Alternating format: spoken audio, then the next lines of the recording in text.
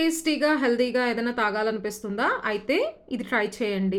ముందుగా దీనికోసం ఒక మిక్సీ జార్ తీసుకోండి. ఇందులో కట్ చేసిన పపాయ వేసుకోండి.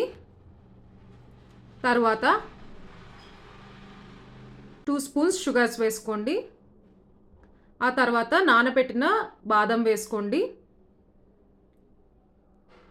అలాగే హాఫ్ గ్లాస్ మిల్క్ కూడా వేసుకోండి. ఇవన్నీ కూడా బాగా బ్లెండ్ చేసుకోవాలి. తరువాత ఒక గ్లాస్ తీసుకోవాలి. అందులో కొద్దిగా ఐస్ క్యూబ్స్ వేసుకోవాలి. అండ్ అలాగే నానబెట్టుకున్న సబ్జా కూడా వేసుకోండి. వేసిన తర్వాత మనం రెడీ చేసుకున్న స్మూతీని కూడా ఇందులో వేసుకోవాలి. అంతేనండి, మిక్స్ చేసుకొని తాగేయటమే. మన హెల్తీ అండ్ టేస్టీ చాలా సింపుల్గా పపాయా స్మూతీ అయితే రెడీ అయిపోయింది వితిన్ 5 minutes.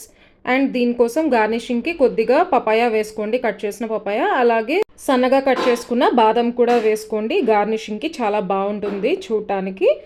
అంతే, సర్వ్ చేసేసుకోవడమే. Thanks for watching and please do follow for more recipes.